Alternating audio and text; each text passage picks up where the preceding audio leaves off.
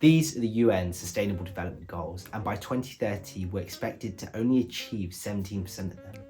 Something needs to change, and could that change be AI? In this video, I'll take you through a timeline to 2040 to discuss how AI has impacted our future. I'll look at the past 70 years of AI history. Yeah, that's right, 70 years. Look at the technological trends of today, and yeah, some good old-fashioned guesstimation. But first, I need to take us back to 2022, where for most of us, it was our first proper interaction with AI.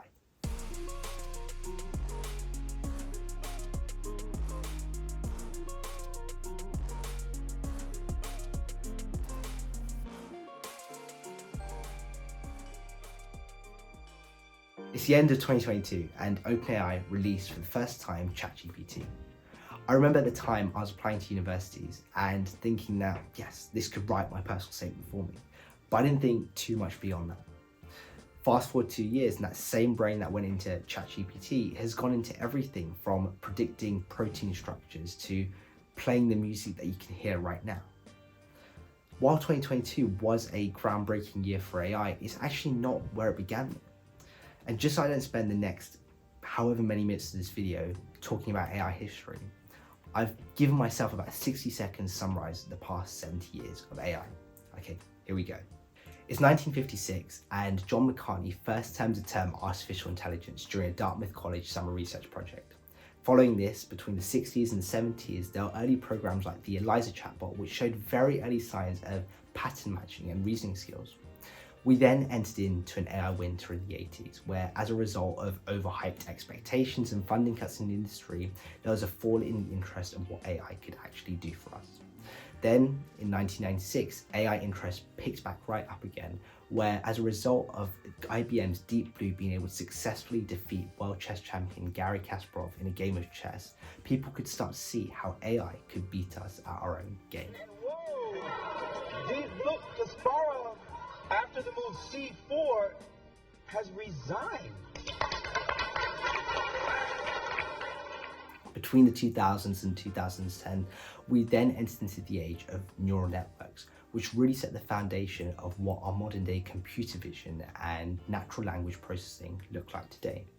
In 2017, the Attention is All You Need paper was released by a team of researchers at Google, and that is really the brain behind what goes on in any of our modern day generative AI models. Finally, it's 2022 again, and ChatGPT was born. The question then becomes, what's next for AI?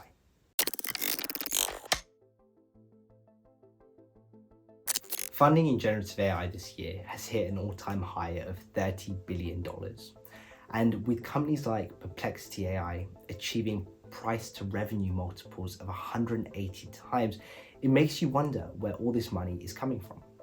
Currently, AI companies have been focused on training foundation models and training them in order to achieve this next wave of AI, artificial general intelligence. But I believe in the next 5 years, we'll see a shift away from this and a fall in this AGI hype for one simple reason.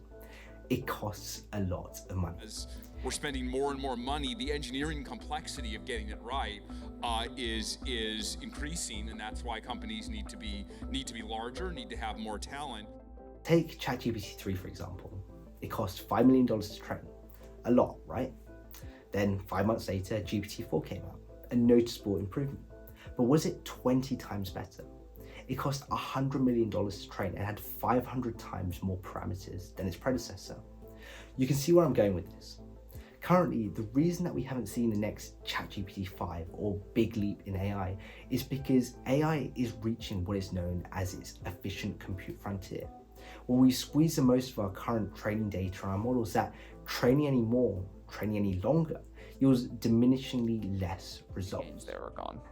We will keep scaling them, but it will not be at the same rate of pure scale that we've seen in recent years. So we're working on new things too.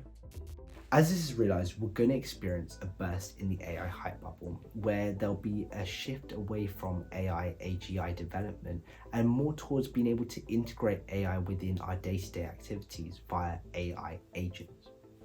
Different from chatbots, agents are capable of responding to our queries with actions. Whereas before you might have paid a software engineer $100,000 a year to sit and copy and paste ChatGPT code, now your agent can copy, paste, edit, debug, and edit again that code, all on its own without any human intervention. This would really free up time for individuals and especially workers to work on more value-adding problems. Instead of having to spend hours doing the tedious tasks of programming, a software engineer could instead spend their time designing a system for an AI to then go and program. This really shows the first potential for AI to help augment our skills rather than necessarily replacing us. But there's a catch in this logic. AI has traditionally been compared to the internet. Just how the internet has helped to improve our efficiency, so will AI. And it can and it will, just as I explained before. But unlike the internet, AI is not open and it isn't accessible. Currently, AI is in the hands of just a few key players who can and do put paywalls in front of their top performing features in their models. As we enter into this age where companies need to justify their insanely high valuations, this will only become more prevalent, where access to these AI features will be put behind a paywall. If you can afford to pay for the features, you'll be able to see the benefit of those features. We're already seeing this with companies like OpenAI releasing their latest O3 model behind a $300 a month subscription. For this reason, in the following years, I see there being this rise of an unequal augmentation of skills. Those people with access to the top performing models, so have a PhD level AI, other things being equal, gonna perform better than someone who has access to a high school level model. And so their skills will improve, they'll be able to compete more competitively compared to someone who doesn't have the same level of resources. And yes, open source does exist, but due to training and hosting limitations, they notably pale in comparison to industry models, especially for agent-based tasks. Unfortunately for this reason, when we get to 2030, relying on AI on its own, I don't think we will be able to achieve our sustainable development goals, and in fact could get pushed further back in certain areas. Yes, AI is going to contribute significantly to efficiency, with reports from PwC saying that's expected to contribute close to $16 trillion to the global economy by 2030. But as AI continues to remain closed to just a handful of people and economies and countries who have access and resources to be able to support and use these tools, then the benefits are going to only be concentrated to these handful of people and countries who can afford to pay for these tools. For this reason, in the next 5 years, I believe that governments should really be investing their resources in partnering with academic institutions and industry itself in subsidizing the development of openly accessible AI tools.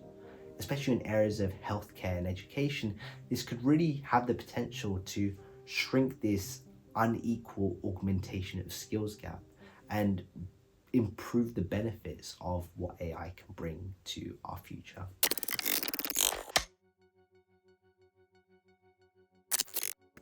So that was my prediction for 2025 to 2030. But what about the next 15 years to 2040? Predicting the next 15 minutes, let alone the next 15 years, is a challenge. So think about what I'm about to tell you as a potential vision for what I believe AI could lead us to, or in other words, an educated guess. 5 years leading up to 2030 has been about setting the groundwork for the next wave of AI. As AI agents have become more embedded within society, there's been an increase in adoption of AI, especially as it's been integrated in areas of education and healthcare, when people start to see the benefits of them both physically and financially, they start to appreciate what AI can do for them. As a result of these increased AI interactions, they've also been collecting more and more data and more feedback on their interactions with humans.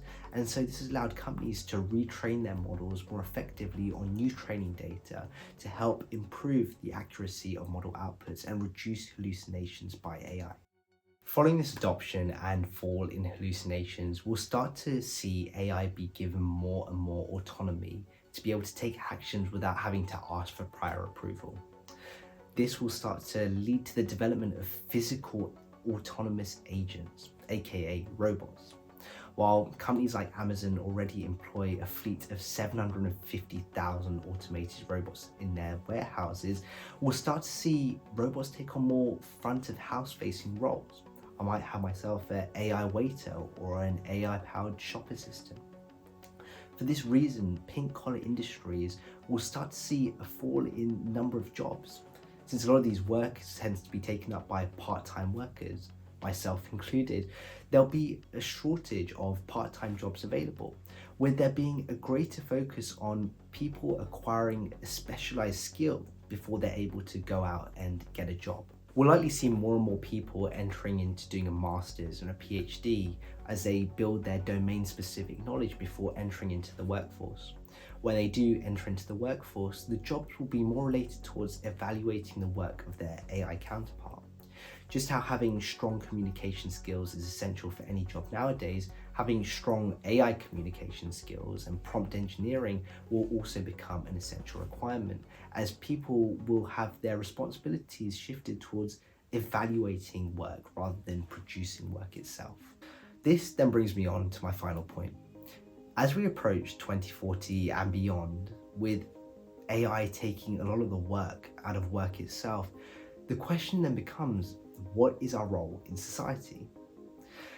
Economic roles have shifted throughout time.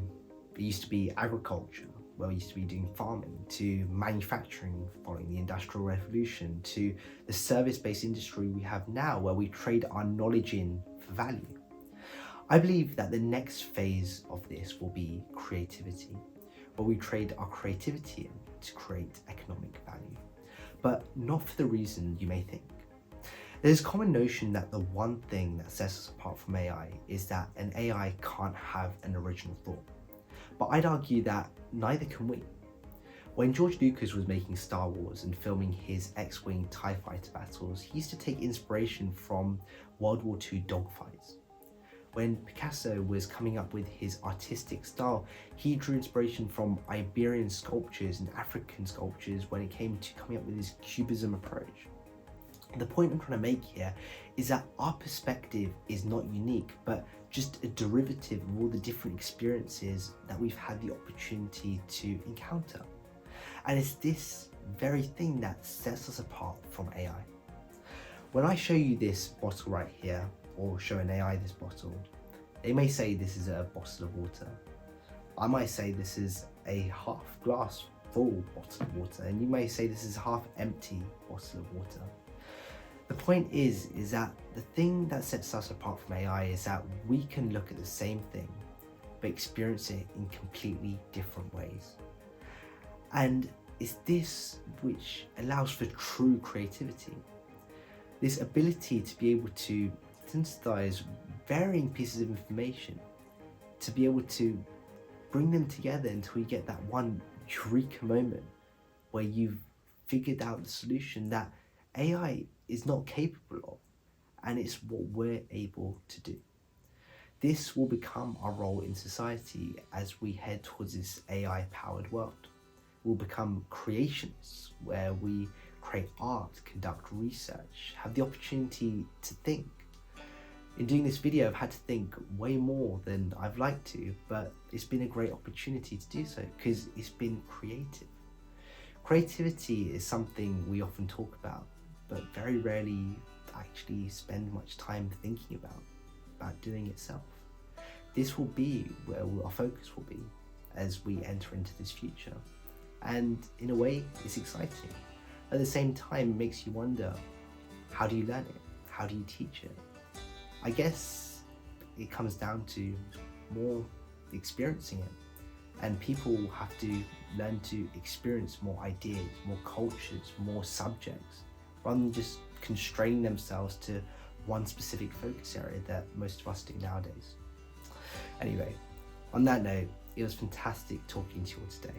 Really enjoyed making this video, and I hope you've enjoyed listening to it as much as I've enjoyed producing it.